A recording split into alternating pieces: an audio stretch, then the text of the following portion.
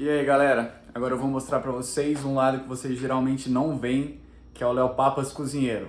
Hoje tem um jantarzinho lá na casa do Léo Martinho e eu fiquei encarregado de fazer massa fresca. Então vamos lá.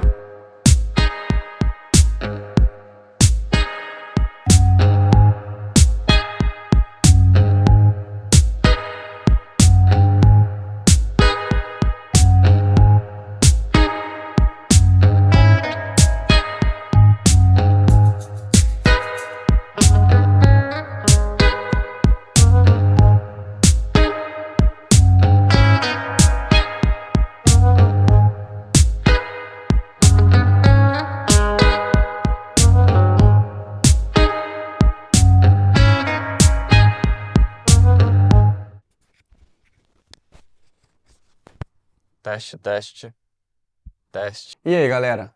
Eu sou o Léo Papas e essa é a minha brasilidade.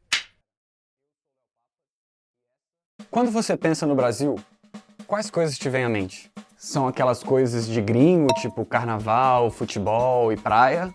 Ou são coisas da sua rotina, como a sua casa, o caminho para o trabalho, ou aquele almoço de domingo com a família? São coisas boas, tipo a simpatia, as belezas naturais e o tempo, que é majoritariamente bom? Ou são coisas ruins, como, por exemplo, o caos que parece impregnar esse país desde sempre? Por mais que seja difícil colocar em palavras, brasilidade, por definição, é característica de quem é brasileiro, de quem nasceu no Brasil.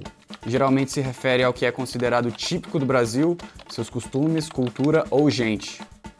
Melhor ainda, sentimento de simpatia e amor pelo Brasil. Isso nunca tinha sido algo que eu tinha pensado muito enquanto eu morava aqui no Brasil, até 2018.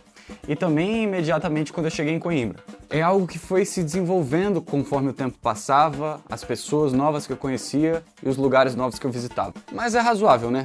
Até porque quando você esteve imerso em algo durante a sua vida toda, é um pouquinho difícil você ser consciente sobre. Por exemplo, com certeza um peixe que mora no Atlântico não pensa muito sobre a água que o rodeia até que levem ele para o Pacífico. E outra, não só eu estive imerso, mas todo o meu círculo. A minha brasilidade não era diferente da dos meus irmãos, dos meus amigos do Olimpo, do pessoal da UNB, então nunca foi muito objeto de questionamento da minha parte. Mas então, quando o meu ambiente mudou, eu passei a ter isso muito mais em conta, passei a ter muito mais atenção sobre isso. Eu não vou entrar aqui muito em como foi minha vida de imigrante e nada disso. O objetivo é exatamente falar desse sentimento que eu tenho pelo Brasil. E como é esse sentimento?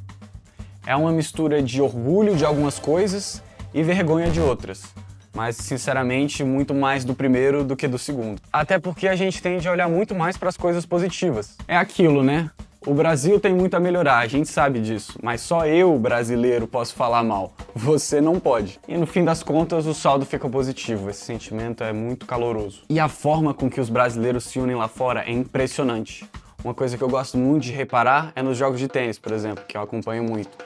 Quando a Bia Haddad está jogando ou o João Fonseca, a torcida brasileira faz parecer que eles estão literalmente jogando em casa. Eu fui morar em Portugal, né? Assim como diversos outros brasileiros. Então eu acabei conhecendo muita gente de outros estados. Daí esse sentimento todo de ser alguém afastado da respectiva pátria foi um pouco atenuado. Só que o que acabou acontecendo? Por causa disso, o meu bairrismo foi muito mais aflorado. Já que o Brasil não era mais o meu fator diferenciador, Brasília passou a ser. É engraçado como a gente começa a valorizar muito mais o seu quando tem o contraste com aquilo que é do outro. Eu criei muito mais carinho pelo quadradinho, defendendo e comparando com os meus amigos de outros estados, do Rio, de Minas, de São Paulo. E apesar de eu ter tido sempre muita afeição por BSB, isso lá fora só se amplificou. Então, em qualquer oportunidade que eu tinha de falar da cidade que foi planejada, isso daqui era para ser um avião, aqui tem asa sul, asa norte, tudo mais. E é muito engraçado ver como o pessoal fica louco porque as ruas não tem nenhum nome, é tudo número, que pra gente é super normal. E foi por isso que eu disse isso aqui. Em Madrid, no Politécnico. Melhor cidade do mundo. Depois de Brasília, claro.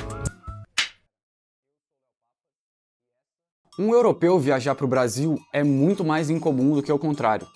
Lá na Europa você tem muitos países para conhecer, tem uma cultura muito local ali, então pouca gente acaba vindo aqui para o outro lado do Atlântico. Por causa disso, muita gente só tem aquela visão estereotipada e fantasiosa do que o país realmente é. Mas a percepção principalmente do pessoal lá do norte da Europa, é muito positiva com relação aqui ao Brasil e principalmente os brasileiros. Porque a realidade aqui é totalmente contrastante à de lá.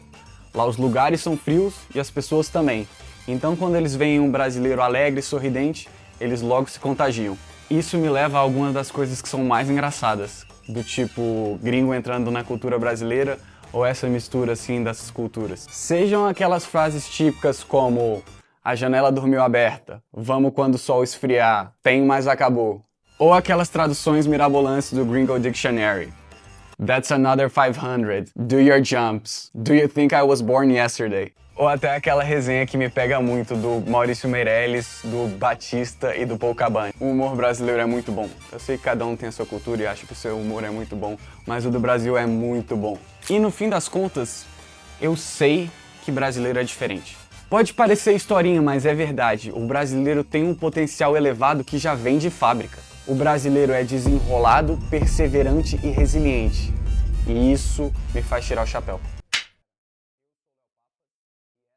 Dentre tantas opções de assistente de IA, qual que você escolhe? Eu fiz um experimento e pedi para o ChatGPT, Perplexity, Gemini, Grok e o Claude fazerem uma análise comparativa deles mesmos. Fica aí até o fim do vídeo que eu te mostro qual foi o melhor. Mas antes, quais são as características deles?